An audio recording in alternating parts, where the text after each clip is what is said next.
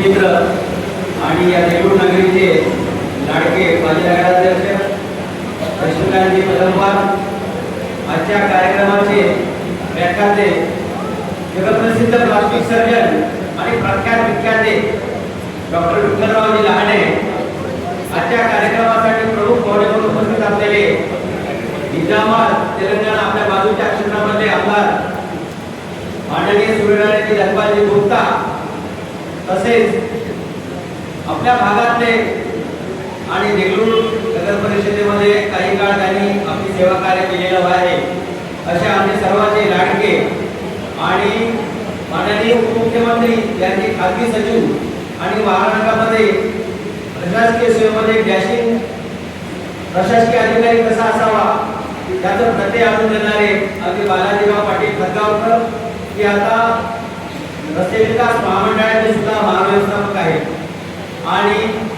बालाजीराव टेकाळे आणि उपस्थित कार्यक्रमात सर्व सन्माननीय बंधुओं बघितलो समय नदी की ओर धार है, समय नदी की ओर धार है, इसमें सब कुछ बह जाया करता है, मगर होते हैं कुछ नाम जो इतिहास रचाया करते हैं। आंध्र, तेलंगणा आणि कर्नाटकाच्या सीमेवर बसलेल्या या ठिकाणी शैक्षणिक, धार्मिक, सांस्कृतिक सर्व क्षेत्रामध्ये ज्यांनी हा इतिहास घडवला अशा कैलासवासी नारायणरावजी जिंद्रावा यांना प्रथम मी वंदन करतो। आजच्या या व्याख्यानमालेचं ते 40 वर्ष आहे। हा 40 वर्षाचा प्रवास अत्यंत खडतर असा प्रवास आपल्या सर्वांच्या आशीर्वादानं, सहकार्यानं, सदिच्छामुळे पूर्ण केलेला आहे। आणि विशेष म्हणजे सर आम्ही ही 2 मे तारीख आजपर्यंत कधीच बदललेली नाही। म्हणजे कोविडचा कार्यकाळ होता, व्याख्यानमाला शासनाचे निर्बंध होते की जमावबंदी करता येत नव्हती, लोकांना एका ठिकाणी बसता येत नव्हतं। त्यावेळेस आम्ही ही व्याख्यानमाला ऑनलाईन पद्धतीने 2 वर्ष राबवली। त्यामध्ये कोविड तज्ञ रमण गंगाखेड ज्यावेळेस लोकांना अशी भीती होती कोविड मध्ये काय होईल तर त्यावेळेस तज्ञाचं मार्गदर्शन मिळावं म्हणून रमण गंगाखेड यांचं व्याख्यान घेतलं होतं। तसेच लोकांच्या भीतीपोटी लोक बरेचसे कोविडमुळे दगावत होते म्हणून मानसशास्त्रज्ञ डॉक्टर पाटसकर यांचं सुद्धा व्याख्यान आम्ही घेतलेलं होतं। आणि आध्यात्मिक क्षेत्र सुद्धा हे अतिशय महत्त्वाचं आहे। अध्यात्माचा पाया जर मजबूत राहिला तर शरीर आणि मन स्वस्थ असते म्हणून आम्ही चंद्रशेखर महाराज देगलूरकर यांचं सुद्धा प्रवचन या 2 व्याख्यानांनी या ठिकाणी घेतलेलं आहे। या व्याख्यानाची सुरुवात नानासाहेब गोरे जे युनायटेड किंगडम मध्ये उच्चायुक्त होते, ज्येष्ठ समाजवादी विचारवंत होते, त्यांच्या विचारानं आम्ही ही व्याख्यानमाला सुरू केली। आणि लक्ष्मीकांतजी तांबोळे यांचे हे प्रबंधक आहेत ते सुद्धा त्यांनी त्यांच्या प्रेरणेने आम्ही व्याख्यानमाला चालू केलेली होती।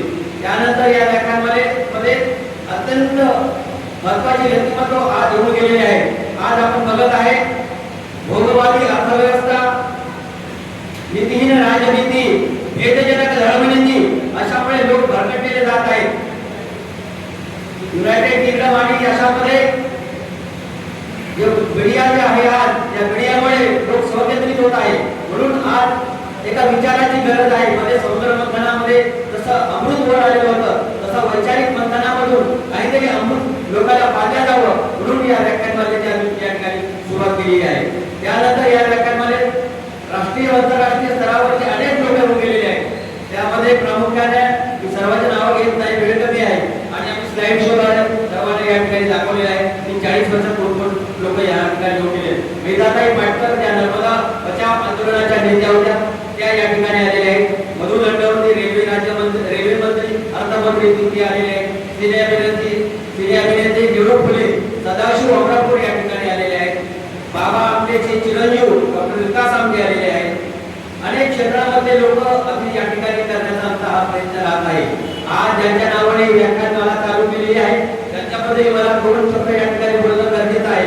कारण कैलासवासी नारायणरावजी जिंद्रावा यांनी या देगलूर शहरामध्ये या काही योजना राबवलेल्या आहेत त्या काळामध्ये आजही त्या योजनेचा फायदा लोकांना होत आहे।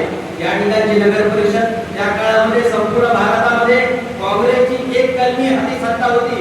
त्यावेळेस काँग्रेसच्या विरोधात बोलणं हा वेगळा प्रकार होता। त्या काळामध्ये या ठिकाणी देगलूर सारख्या ठिकाणी लाल टोपी समाजवादी पार्टीची स्थापना करून ते नगराध्यक्ष झाले आणि अनेक योजना या शहरामध्ये राबवल्या होत्या। या तेलंगणा, आंध्र आणि कर्नाटकच्या बॉर्डरवर शिक्षणाचा अभाव होता. शिक्षणाची गरज होणं म्हणून त्या काळामध्ये अडत व्यापारी शिक्षण संस्था त्यांनी स्थापन केली. ही शिक्षण संस्था संपूर्ण महाराष्ट्रामध्ये उदाहरणे देतात. व्यापारी आणि शिक्षण हे समीकरण कसं जोडलं हे माहिती नाही, पण व्यापाऱ्यानं स्थापन केलेली शिक्षण संस्था म्हणायला आपल्याला काही हरकत नाही. त्यामध्ये अनेक मेंबर आज या ठिकाणी आहेत आणि ते कॉलेज हे मराठवाड्यातलं नाही तर महाराष्ट्रातलं एक नामवंत कॉलेज म्हणून आज प्रचलित आहे. चंद्रशेखर हेमचंद्र धर्माधिकारी सारखे प्रिन्सिपल या कॉलेजमधून झालेले, लक्ष्मीकांत तांबोळ सारखे साहित्यिक या कॉलेजमधून झालेले.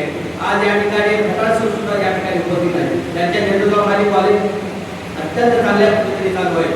मौलाना आझाद शिक्षण संस्था याबाबत शेख साहेब तिथे बसलेले आहेत. त्यांना ऐकून कमी येत आहे, वय कमी झालेले आहे, पण बसून आज ऐकत आहेत. तर अल्पसंख्याकांना सुद्धा शिक्षणाच्या प्रवासामध्ये व्हावं म्हणून एका समुदायाला नसून सर्व समुदाय, त्यामध्ये हिंदू, ख्रिश्चन, बौद्ध आणि मुस्लिम सर्व धर्माच्या लोकांना एकत्र येऊन मौलाना आझाद शिक्षण संस्था या शहरात स्थापन केली आहे. आज त्याचा वगैरे पाण्यापासून 12वी पर्यंत आहे. जवळपास 2,500 विद्यार्थी या भागात शिक्षण घेत आहेत. चांगली उत्कृष्ट अशी शिक्षण संस्था या ठिकाणी आहे.